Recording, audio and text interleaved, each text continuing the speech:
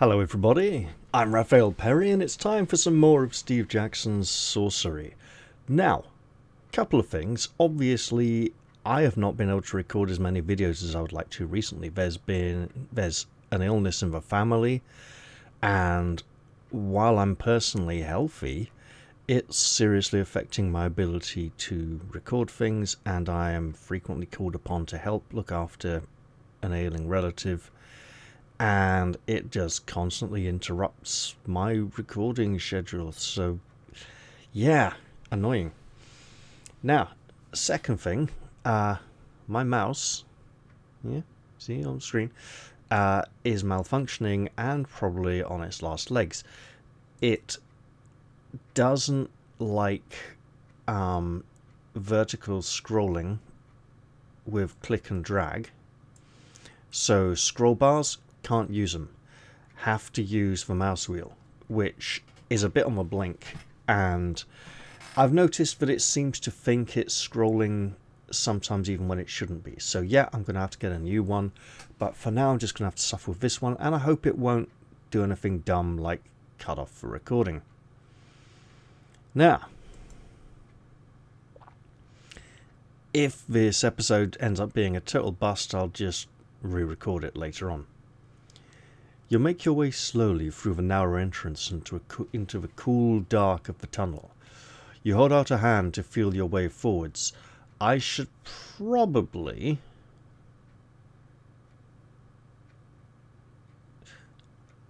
So, I am ostensibly looking for a lost dog that has come in here. Unfortunately, I can blatantly see that's a dead end. And then over here, that's probably the way out. Then this in here is probably a nice fun place for something really deadly. I'm still looking for the Sun Serpent and the Earth Serpent. I don't want to meet the Earth Serpent underground because it's but yeah, I mean how would be really good, wouldn't it? Haha. You raise your eyes up, but it seems this deep below the mountain, the presence of the starlight cannot reach you. You are powerless. Okay. This is nice and funky. I see, said the blind man. You try to make out something of the tunnel walls, but the darkness is absolute. This, right here,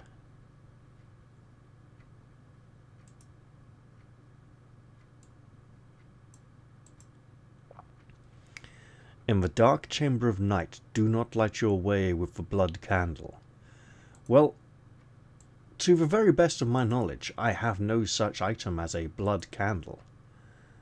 I do have a flask of oil. So it does. Do not drink the mystery potion. So I've got nothing here that can make... I've got a whistle. I have a whistle.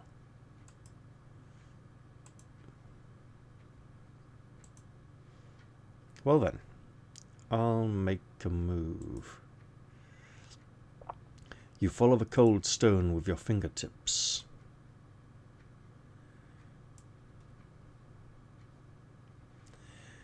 You stumble onwards, squinting in the gloom. The tunnel winds on a steady course, with occasional branches that lead to dead ends.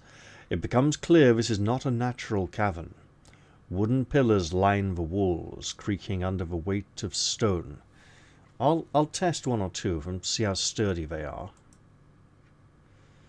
You test one of the pillars for strength, applying a little pressure. It responds with a crunching, cracking sound, and dust rains down in a spill. I will not push any harder. I will press on.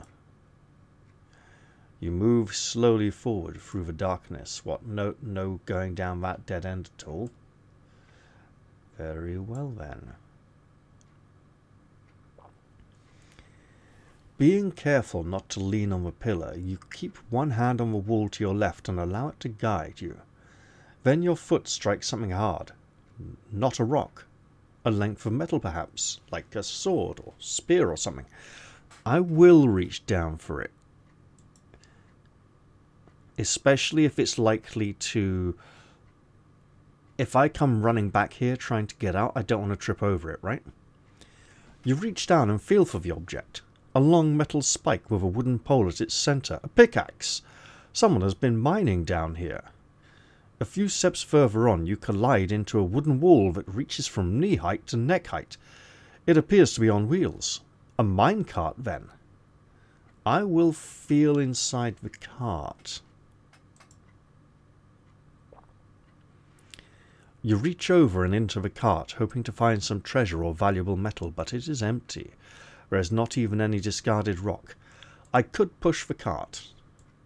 If I push the cart, it's likely to go on rails. Probably out to here, hopefully. But more importantly, it will be very loud. Now, if there's a boarded up section, the cart might smash through it. But I think I don't want to be attracting any unwanted attention.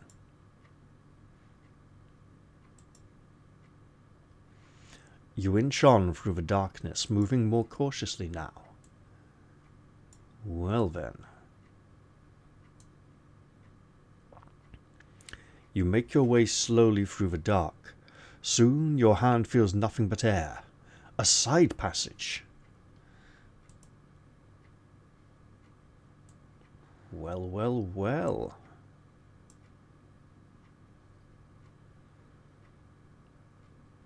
Empty darkness leads in 3 directions. Toss a coin, no. Pray for protection, sounds like a good idea. You close your eyes and raise a prayer to the God of Grace. Nothing happens. Have you been forgotten in the dark? But as your eyes adjust, you notice something dimly glowing at the end of the side passage. I will move cautiously towards the glowing object. You edge down the passage, your footsteps muffled by quick, thick sand. And I'm hoping that Khare has allowed my eyes to adjust to the dark so I can see this glowing thing.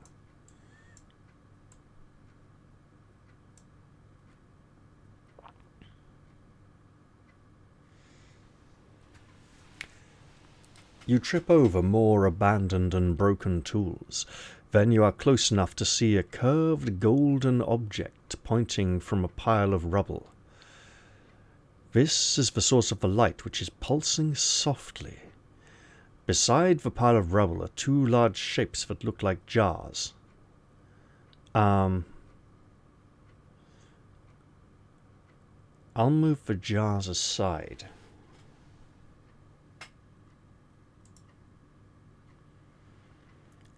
You pick up one of the large clay jars to move it aside, giving you more room to work on the rubble surrounding the horn. It's a horn? Oh, it's a gale horn. I already have one, don't I? Or was it stolen? No, I'm pretty sure I still have it. But in the darkness, you trip over a pickaxe and the jar tumbles from your hand, shattering on the ground. In the blue-green light, you can see sand spilling out. Then the sand begins to spiral upwards. Well, I'll have a handful of that sand. No, stumble back. The rushing torrent is so strong now that it knocks you to the floor. Surely the jar cannot have held so much. Scramble back. You scramble backwards across the ground, trying to get away, but as the sand forms into a whirlpool-like shape, 2 deep black vortices appear on its side and roam queasily across the surface until they reach the top. There they swivel, widen, and seem to focus on you. I'll look about for something to use. You cast about looking for something, and your eye level lands on a discarded pickaxe. Throw it at the creature or threaten it. I don't think threaten is going to work, so yeah. You grab the pickaxe and toss it at the creature, but it passes straight through, then is sucked back inside the vortex almost immediately. The axe swirls around inside at violent speed before being smashed to pieces and spraying in all directions. The sand vortex is very close now. It is cornering you against a pillar. Looking around wildly in the dark, you can't think of anything. You take a few steps back and feel hard stone at your back. The creature expands. Is this how it ends? Quite possibly by the sound of it. You cover your head, expecting the fatal blow, but before the creature can strike, the tunnel rumbles with holy vengeance. Rocks crash down from the ceiling, burying it. You've been saved by Korga, but the rubble is still there. A few more boulders crash, narrowly missing you. The tunnel is collapsing with you in it. Oh, no, Gordon. Right, okay, hang on. You know what? I'm going back on this one. I want to get that golden thing that the light... Yeah, get a closer look at the artifact.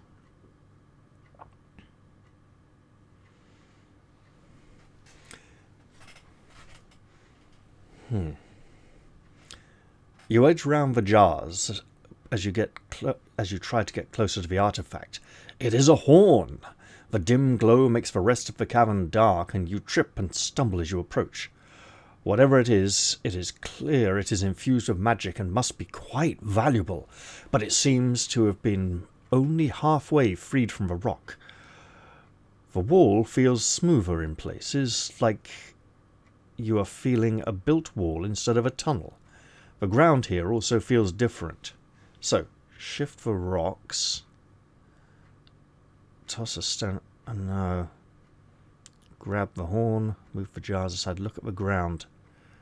Shout out. No. Okay, one moment.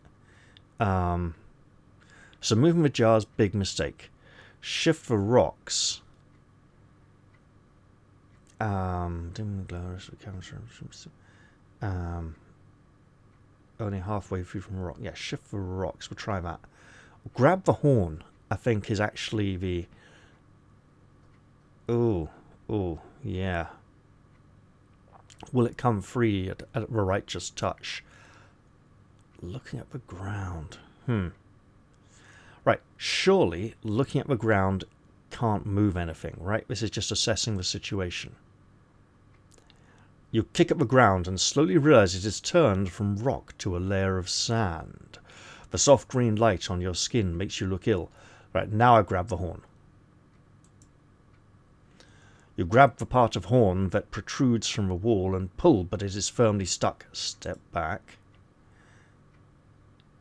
Knock over one of the... Okay. Same problems before. So, is it possible... I think there's a distinct possibility. So, get closer. Shift the rocks.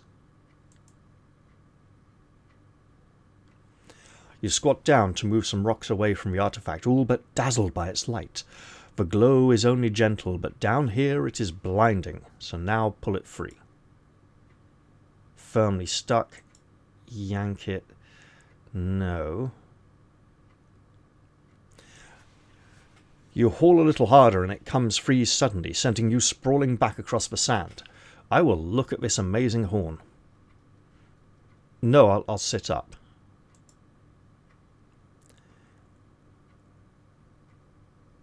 Get up. Something to use. Little boy blue, come blow your horn. Not an option? Okay. Let's try super silly.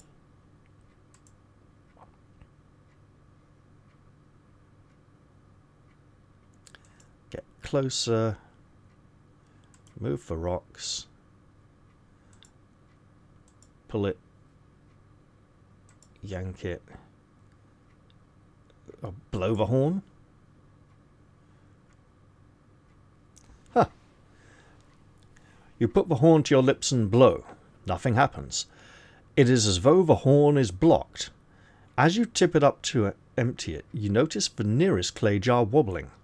It rocks back and forth, faster and faster. Then the lid shoots off. Cover my head in case the lid hits me. And the sand monster again. Look, this time I've got the horn, right? Look for something to use. Threaten it with the pickaxe. No. Is this how it ends? Saved by Korga running with the horn.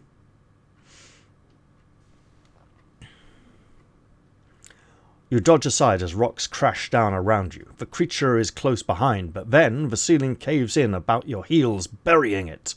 In your haste, you trip on a broken cart and the glowing horn goes flying. It lands nearby, but the tunnel is still rumbling. No, I'm absolutely getting that. I came here for this. I'm not leaving without it. You roll yourself towards the horn, landing on your knees. You reach out, but not before a massive rock slams on it, grinding the horn into fine powder. You absolute... Whatever secrets the miners were looking for will have to stay buried now. There is no time for disappointment, though, as the ceiling is still caving in. So literally, you're not going to let me keep it. Oh, great. No turning back now. You wince as the ceiling crashes down, missing you by inches. Dust settles and you can't hear anything. There is no turning back. You are trapped in the dark. What? That is really horrible. Ooh. You are in pitch darkness. Where it is night or day is impossible to tell. The air is freezing cold. Chamber of night. I have no blood candle, which is awesome. I bet I can't cast a spell. Yeah, can't cast a spell. You feel about until you find the tunnel wall. Feel across the wall. Or am I trying to feel an opposite wall? Slick with damp and sharp-edged, the rock wall seems to lead in two directions. The sound of something groaning echoes down the tunnel length. I'll follow the wall. You follow the rough stone walls, stumbling and tripping until you come to a blockage. I'll feel the stones. You feel your way across the stones, hoping to find a chink or hole, but there is nothing. Then I'll feel along the wall the other way. You trace the wall the other way. The passage curves and bends. The going is difficult, but with lots of near dead ends. Then finally, a chink of daylight appears. It is like water after a long thirst. You have found the tunnel mouth. Maybe the blood candle is a clue for Book 4. You hurry gratefully out of the tunnel into the soft, damp air. Where are you now? Outside. You emerge blinking from the underground tunnel to find yourself on the edge of a vast, deep forest. From the position of the sun, you can see you are on the other side of the Badubak Ridge. There is only one way forwards, into the trees. Well, I know which way I'm going this time.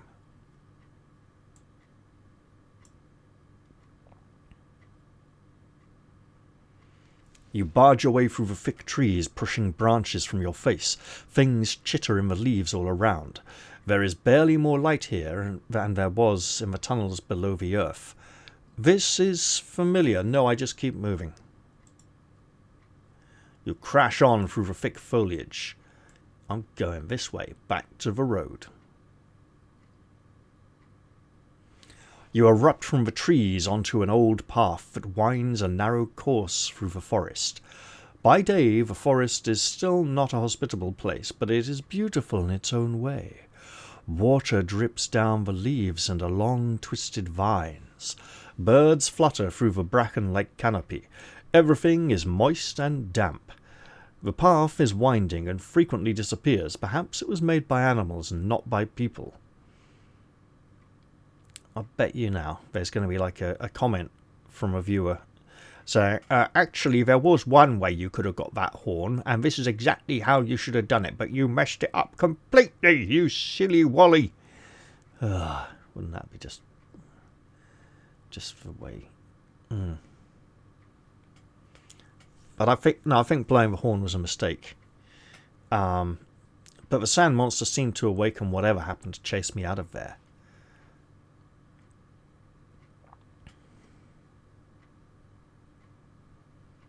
I will keep walking, aware the snattercats may be following you. Following me?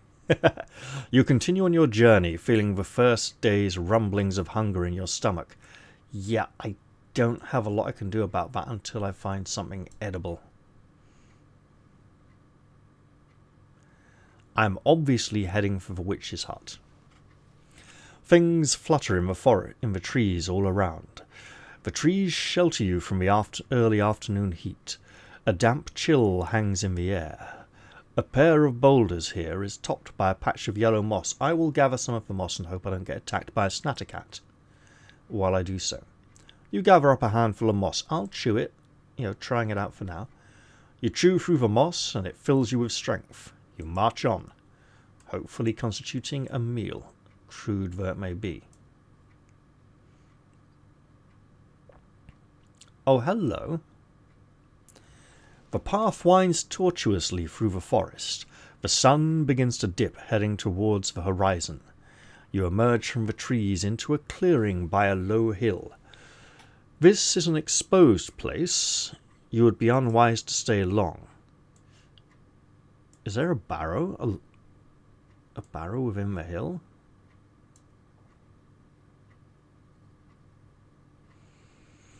You skirt around the north side of the hillock. There is something quite artificial about its shape. Its sides are almost perfectly smooth. I do not climb the hill for a view. I look at it. It might eat me. Also, being up on top of the hill might make me very visible to things in the forest. There is definitely something strange about this hill. You decide to make a full circuit to see what you can find. As you pass the southeastern side of the hillock, you come across an incongruous wooden doorway set into the curvature of the hill. You step over to the doorway and examine it more closely. It appears to be broken down. The door is made of heavy wood, carved with various runes and symbols in a language you do not know. Cast a spell.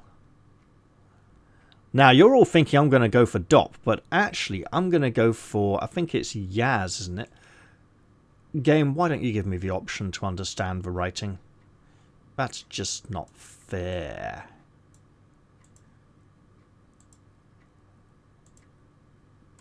I clicked on a T, game, not a P. The T is right here. Telepathy. Not necessarily good. There might be nobody in.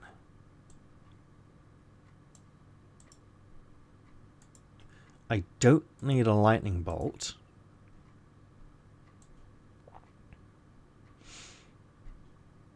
So I could pop a rock, try to read minds. Really? Let's do it. You sit cross-legged by the roots of a tree and put your palms on the orb of crystal. You gather the constellations into order around you and everything changes. Deep in the orb you make out a dark underground cavern with a table and a chair at which sits a lone human-like figure gazing into a similar crystal orb. Okay, is this a trap? Let's see what he sees, and he probably sees me with a snattercat coming up behind me. You step forward and lean over to peer into their orb. Inside, you see something with a long tail and a forked tongue swimming in circles until it turns one eye towards you. You hurriedly cancel the spell, but what does it mean? It means the water serpent in the lake, probably. I'll knock on the door. You knock on the door. There is no reply. I will attempt to open the door. You try to open the door. It is not locked. A dark passageway is revealed beyond. Then inside I shall go. The doorway opens through a short hallway, descends into the hill. Should actually be and descends into the hill. No. Is this a tomb? You begin to see a glowing light ahead and hear a voice muttering low, angry curses. I won't draw my weapon. I'll get a bit closer. And I'm hearing sounds which mean I should probably stop here.